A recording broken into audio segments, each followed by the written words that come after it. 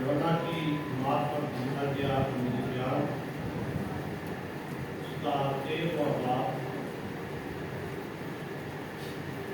दूसरी आज से 17वीं आज्ञा। जब अबलीस शमौन के बेटे यहूदा इस्करियोती के दिल में आ चुका था कि उसे पकड़वाए, तो शाम का खाना खाते वक्त यीशु ने जान कर के बाप ने सब चीजें मेरे हाथ में करती हैं, तो मैं खुदा के पास से आया और खुदा ही के पास जाता हूँ। दस्तरखान से उठकर कपड़े उतारे और रुमाल लेकर अपनी कमर में बांधा। इसके बाद बर्तन में पानी डालकर शरीरों के पांव धोने लगा और जो रुमाल कमर में बंधा था उसे उठने किए। फिर वो शमौन पतरस तक पहुंचा, उसने उससे कहा, खुदावन, क्या तू मेरे पांव धोता है? पतरस ने उससे कहा कि तू मेरे पांव अब तक कभी न धोने पाएगा। उसने उसे जवाब दिया कि अगर मैं तुझे न धोऊं तो तू मेरे साथ शरीक नहीं। शमौन पतरस ने उसे कहा, खुदावन, सिर्फ मेरे पांव ही नहीं बल्कि हाथ और सर भी धो दे। यीशु ने उसे कहा, जो नहा चुका है उसको पांव के सिवा और कुछ धोने की हाजत नहीं है। सरासर पाप है और पाप हो, लेकिन सब के सब नहीं, क्योंकि वो अपने पकड़वाने वाले को जानता था, इसलिए उसने कहा सब पाप नहीं। पर जब वो उनके पांव धो चुका और अपने कपड़े पहनकर फिर बैठ गया, तो उनसे कहा, क्या तुम जानते हो कि मैंने तुम्हारे साथ क्या किया? तुम मुझे उस्ताद और खुदावंद कहते हो और खूब कहते हो कि मैं हूँ। पर जब मुझ खुदावंद और उस्ताद ने तुम्हारे पांव धोए, तो तुम पर भी फर्ज है कि एक दूसरे के पांव धोया। क्योंकि मैंने तुमको एक नमूना दिखाया है कि जैसा मैंने तुम्हारे साथ किया है तुम भी किया करो। मैं तुमसे सच कहता हूँ कि नौकर अपने मालिक से बड़ा नहीं होता, और ना भेजा हुआ अपने भेजने वाले से। अगर तुम इन सब बातों को जानते हो तो वो मालिक शक्ति के उन पर अमल भी करो। आप आपके निर्धारित में खुदा की आस कर सकते हैं। तो आप लिखिए, खुदावंद वाली बात, नहायत की दिल की गहराइयों से तेरा शुक्र अदा करते हैं, तेरे जिंदा मुकद्दस पाक कलाम के लिए। रंग इसकी रोशनी में हम अपने आप को परखते हैं, अपने आप को जांचते हैं। तेरा जिंदा मुकद्दस पाक कलाम हमारी रहनुमाई करता है, सिखाता है, समझाता है। इस वक्त खुदावंद पाक कलाम के सारे समय को हमारे साथ जितनी जाने तेरे कलाम में से सीखती है, इस पर अमल करने का बड़ा तेरे बेटे हमारे खुदावंद यीशु मसीह के नाम से आमीन। सुबह के वक्त जो लोग चर्च में आते हैं जानते हैं कि 5 सदी से लेकर आज तक जो काम खुदावंद यीशु मसीह ने यरूशलेम में जब दाखिल हुए किए, उनके बारे में हम सुनते वक्त उनकी इबादत में सीखते हैं। इसमें मैंने बताया था कि सोमवार के रोज खुदावंद यीशु मसीह ने हैकल में दाखिल होकर और तमाम लोगों को जिन्होंने खुदा के घर को तजारत का घर बनाया था उनको वहाँ से निकाला और اس کے بعد پھر اگلا دن جو تھا اس میں خدا یسوع مسیح نے ایک درخت تھا جو انجیل کا درخت تھا اس پر لعنت کی. اس کے بعد پھر اگلا دن جب آتا ہے تو اور بھی بہت سی باتیں ہیں مگر میں ایک دو باتیں آپ کے سامنے بیان کر رہا ہوں. اختیار کے بارے میں ہم یسوع مسیح سے سوال کرتے ہیں کہ کس نے تجھے اختیار دیا, کس اختیار سے یہ سارے کام کرتا ہے. یسوع نے کہا کہ میں تمہیں بتا دوں گا لیکن مجھے تم ایک بات بتاؤ جو میں تم سے پوچھتا ہوں.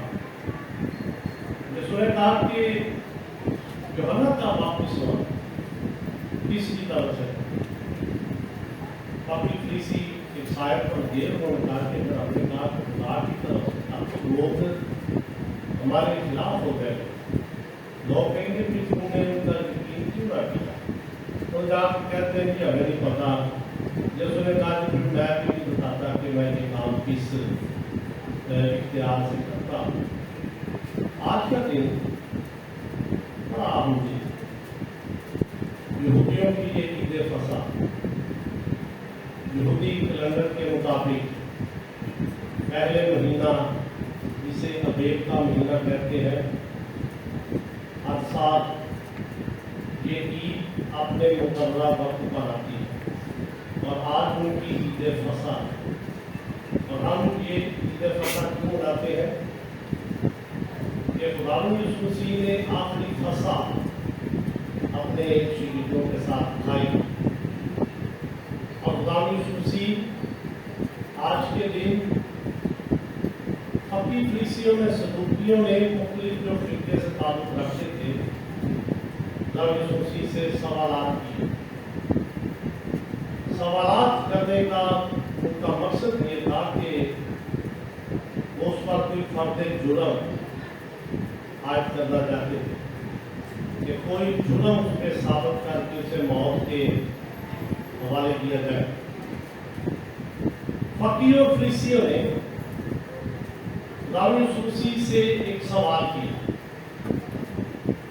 بڑی تعریف کرتے ہیں خدا یسوع مسیح کی. اگر آپ متی کی انجیل کو پڑھیں گے کہتے ہیں کہ تو بڑا سچا آدمی ہے, سچائی کے ساتھ تو باتیں کرتا ہے, خدا کی طرف سے تو آیا ہے.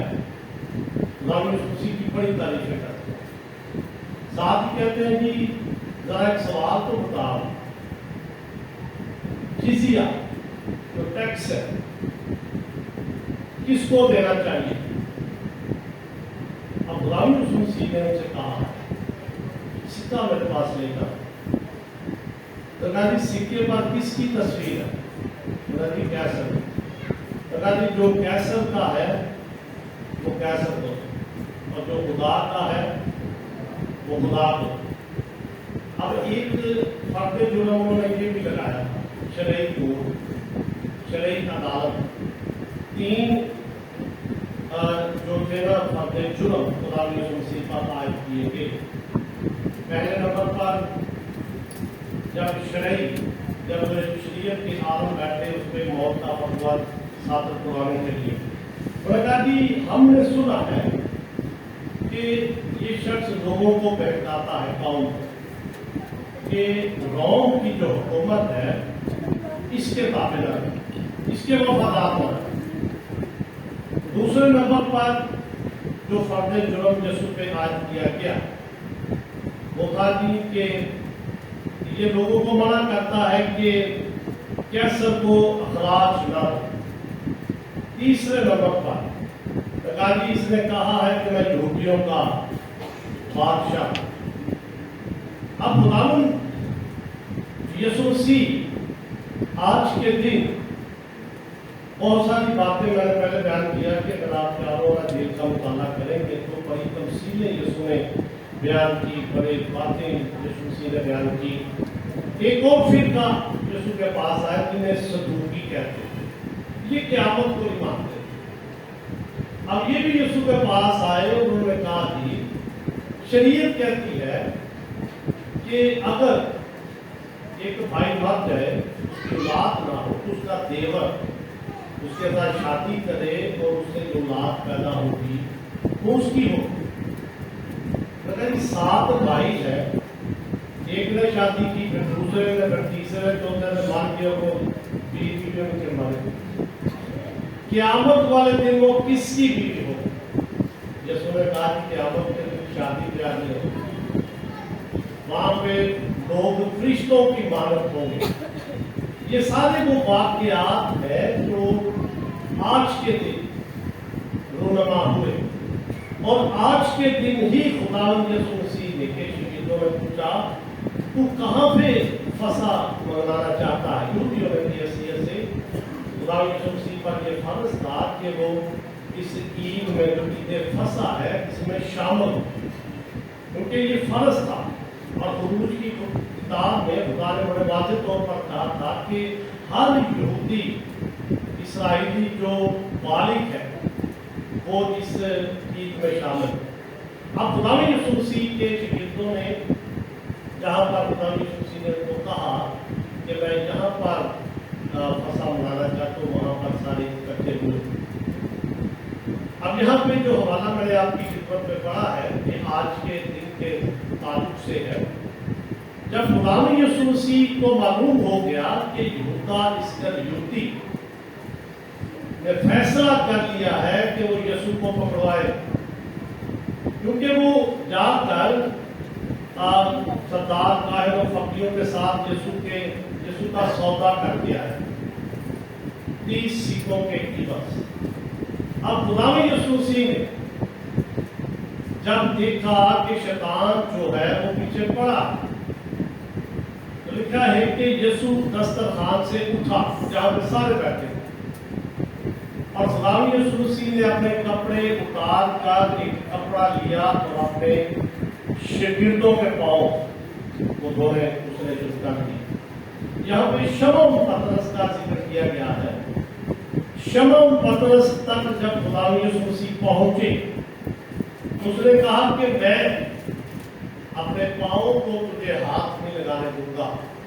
خدا یسوع مسیح نے پطرس سے کہا کہ اگر تو مجھے ایسا نہیں کرنے دے گا تو میرا شریک نہیں ہوگا، تو اس میں شامل نہیں ہوگا.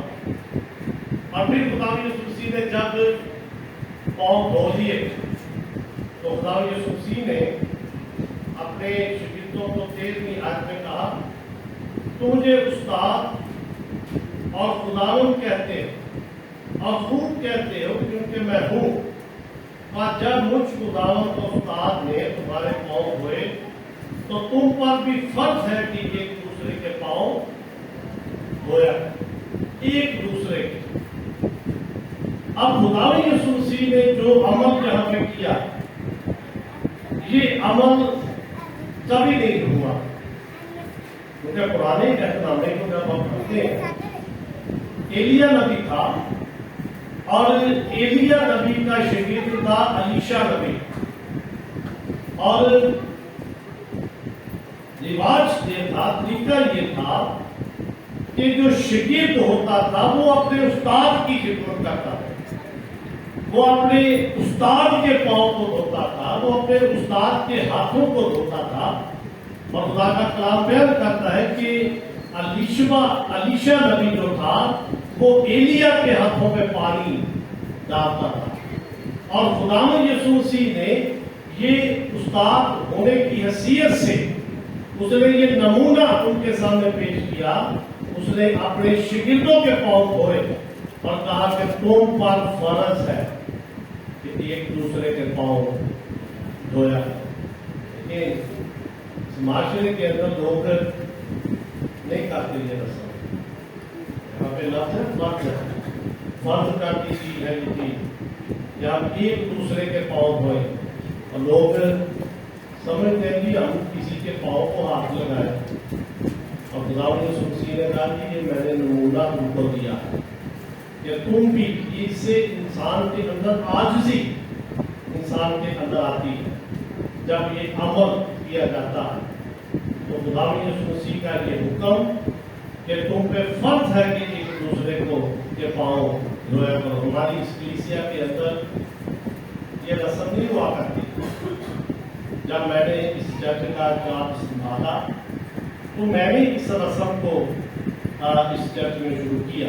और ना सिर्फ इस चर्च में बल्कि जहाँ जहाँ मैं खिदमत करके आया जिन गाँव में जगहों पर मैंने इस रस्म को जरूर अदा किया, क्योंकि ये खुदावंद यीशु मसीह का फरमान है। और ये सिर्फ पादरी साहब का ही फर्ज नहीं है कि वो पाँव धोए, बल्कि लिखा है कि तुम एक दूसरे के पाँव धोया करो, और ये तुम पर फर्ज है। खुदा में इस कलाम के वसीला से बरकत